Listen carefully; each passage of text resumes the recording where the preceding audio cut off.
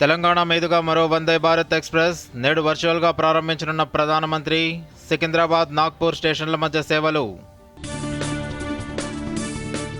September 17న ప్రజాపాలనా దినోత్సవం ఏర్పాట్లపై కలెక్టర్లతో సీఎస్ సమీక్ష.